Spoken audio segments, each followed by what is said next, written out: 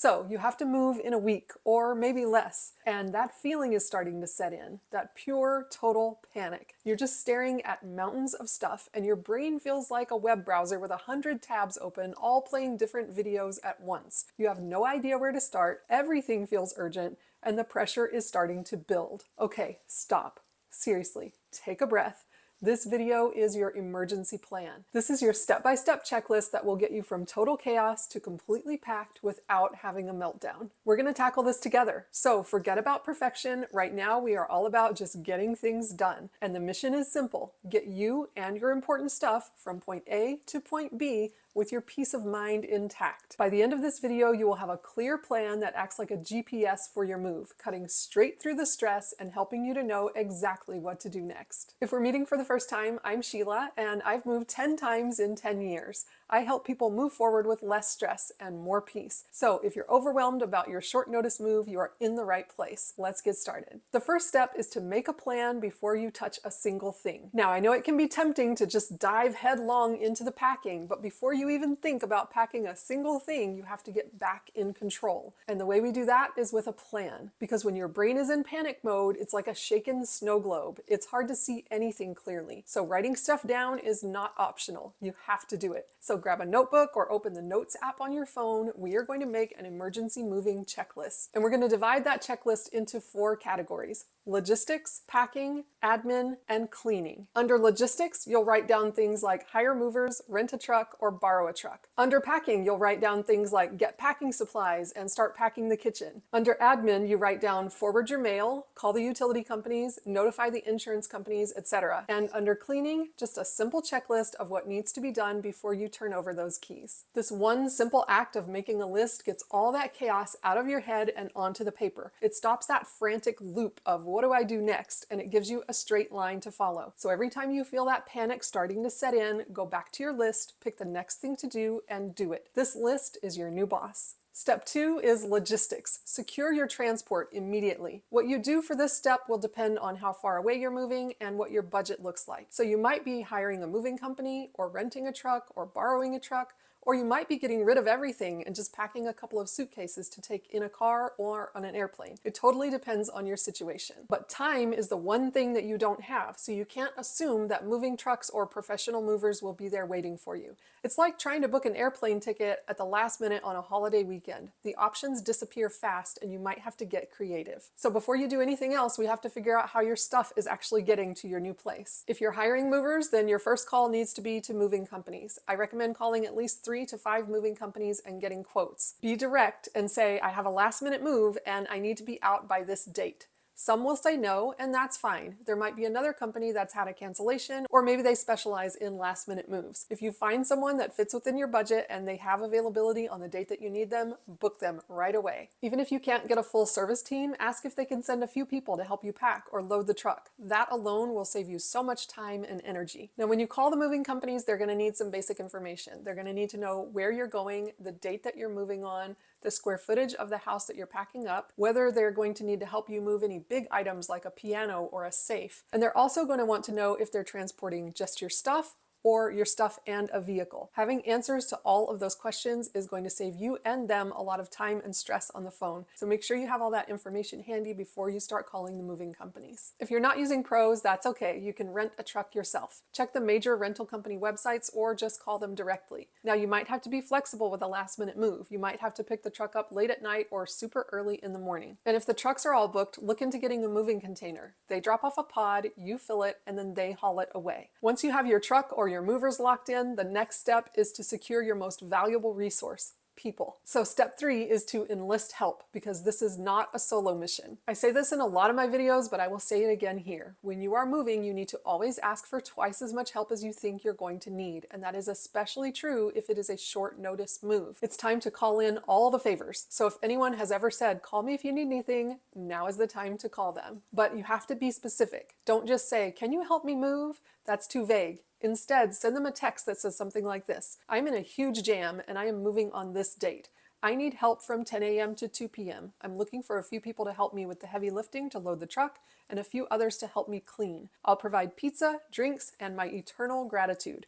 Can I count on you that day? When you give people a specific task and a clear time frame, it's a much easier yes. Now, not everyone's going to be a heavy lifter, and that's okay. They might be amazing at helping you pack your boxes or clean out your refrigerator, and they might not be available during the hours that you need them, and that's okay too. Maybe they'd be willing to take your pets or your kids or drop off dinner. You'd be surprised how many people are willing to help in a crisis, but you have to ask, and you have to make it easy for them to say yes by providing as much detail as possible. Step 4 is the Ruthless Purge. Declutter like you mean it. Let's be real. The less stuff you have, the less you have to pack, move, and then unpack. So think of your current place like a sinking ship, and that moving truck is the lifeboat. You can only save what's essential. Every single item you decide to keep costs you time and it costs space on the moving truck. So we're going to set up a simple system in each room. 3 piles. One pile is for stuff that you want to keep/pack.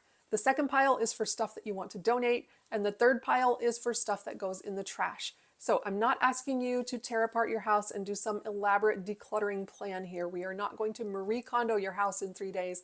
All I'm saying is that as you are pulling things out of drawers and closets and cabinets to pack them, if there are things in there that you know you don't need and you're never going to use them again, why not donate them or throw them away now rather than packing them and taking them to your new place with you? So some of the things that you can get rid of now without a second thought would be clothes that don't fit, old magazines, expired food, junk mail, that set of mismatched containers in your kitchen cabinet, all of that kind of stuff. You can let that go now instead of packing it and having to sort it out on the other end. You can also release all of those projects that you thought that someday you would fix. If it's broken, it goes in the trash. If you forgot you had it, you probably don't need it. Don't pack it and then try to sort it out later. Later is now, and you have to be ruthless with the decluttering. And I've said this in other videos, but I will say it again here. When you are decluttering, make sure that you never put anything that you want to keep in a black garbage bag. When you put stuff in a black garbage bag, it looks like garbage, and I've known way too many sad stories of things getting thrown away by well-meaning volunteers because the stuff was in a black bag and it looked like garbage. So when you're making these piles, make sure that you're only using black garbage bags for donations or for garbage and never for things that you want to keep or pack. Step 5 is to gather your supplies and start packing. And the easiest way to do this is by working room to room. Think of each room in your house that you're packing as a level in a video game, and you have to finish one level before you can go to the next. So for example, you have to finish packing the kitchen before you can pack the office. You have to finish the office before you can pack the bathroom, etc. It doesn't matter what order you go in, just make sure that you focus on only one room at a time and get it completely packed before you move on to the next room. This will make unpacking 1,000 times easier because all of your kitchen things will actually be in the new kitchen. Now, some people will say if you're doing a last minute move, it doesn't matter whether you organize your boxes, but I actually disagree. I think that the more stressed you are and the less time you have,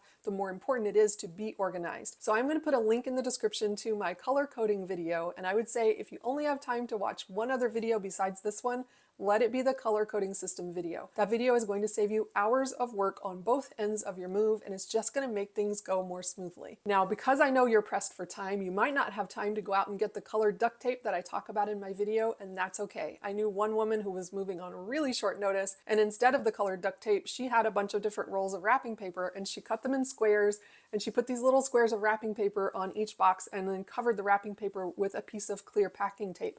And that's how she labeled her boxes to know which one went in which room. So you might have to get creative. That's kind of the theme of a last minute move, is that you have to get creative and work with what you have, but you will never regret keeping your things organized and knowing where stuff is. And speaking of getting creative, when you're packing, you can use soft items for your packing material. So for example, you could use t-shirts or clean socks to wrap your dishes, or you could put clean towels or blankets in the bottom of a box to pad fragile items. However, if you do have time, I still recommend going out and buying a roll of packing paper just to have it on hand. Worst case scenario, you don't use it and then you can return it to the store later, but it's nice to have it in case you do run out of those t-shirts and socks and towels and you still have fragile things that need to be wrapped. If you've gotten any value out of this video so far, it would mean the world to me if you would hit that subscribe button so that I can reach more people and help more people. Thank you so much. Let's keep going. Step 6 is to prepare a load last box or an essentials box. This is the most important box you will ever pack. Think of it like your 24-hour survival kit, or like that carry-on bag for your flight that you would never ever check. It has everything you need for that first night in your new place so you don't have to go tearing open 20 boxes just to find a washcloth. So what you're going to do is grab a big box and write on it as big as you possibly can, load last.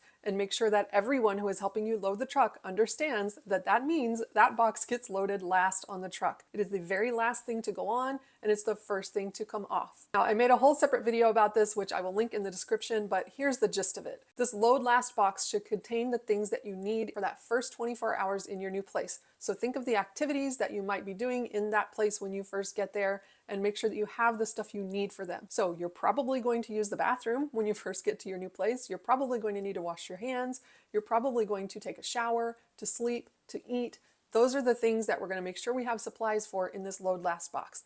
So we're going to have things like toilet paper, hand soap, paper towels or a hand towel, washcloths, clean sheets, paper plates, bowls, and utensils, plastic garbage bags. What if your garbage can is already loaded on the truck and it's way on the other end of the truck? You're going to need something to throw away garbage, so a few plastic garbage bags will come in handy. Cleaning supplies, a shower curtain with hooks to hang it up with, and a rod to hang it with. We have actually moved into a place before where I thought I was so organized because I brought a shower curtain and some hooks in my load last box. And then we got there and realized there was no shower rod. We had to bring our own shower rod. So now every time we move, unless I am 100% certain that the new place has a shower door or a shower rod, I make sure that I buy a shower rod, I put it in my load last box, and then worst case scenario, I can take it back to the store, but at least I have it there if we need it. And then finally, in your load last box, you're going to pack snacks that don't require any cooking or refrigeration. So that is what goes in your load last box. And then in addition to the load last box, I recommend that whether you are moving close or far, you have a suitcase for every member of your family. Even if you're just moving 5 minutes away, even if you're just moving down the street, I recommend that you have a suitcase, because that way you will know where all of your important things are. And when you get to the new place and you're tired and everything feels chaotic, you will at least have the basics that you need to get you through that first day or two. So here's what goes in the suitcase: any medications, prescriptions, supplements, glasses, contacts, retainers, toiletries, your chargers for things like your phone, laptop, or iPad, your most important documents like your new lease paperwork, your moving contracts, or your passports, a change of clothes for every member of your family, and then if you're moving with pets or children or babies, make sure that they have their supplies in a suitcase as well. So if they have favorite toys or feeding supplies, make sure that you have all of that in a bag for them so it doesn't get lost on the truck. Now, the load last box goes on the truck, but it goes on last. The suitcase does not go on the truck at all. If you're traveling by car, it goes with you in the car. If you're traveling by plane, it goes with you on the plane. Don't let anybody put that suitcase on a moving truck, because the point of the suitcase is that you have your important stuff with you so that when you get to the new place, you don't feel frazzled trying to find it all. Step 7 is to handle the admin while you take a break. Remember, we talked about the list, and one of the categories on the list was admin. When you're sitting down to take a break from packing, because packing is exhausting, instead of just scrolling your phone, use that time to tackle your admin tasks. Think of it like an active recovery during a workout. You're using the rest period to do something productive that still helps the overall mission. You'll need to reach out to your utility companies: gas, water, electricity, internet, garbage. Make sure you schedule the shut-off at your old place as well as turning on the service in the new place. And if at all possible, make sure you turn on the service in your new place at least a day before you arrive so that there's no lapse in service. Next, you're going to go to the post office website and fill out the change of address form so you don't miss any important mail. Then make a list of other places where you need to update your address, like your bank, your credit cards, your car insurance, your subscription services. You can do most of these online in just a few minutes, but spending 30 minutes on this right now while you sit down and take a break from packing and drink some water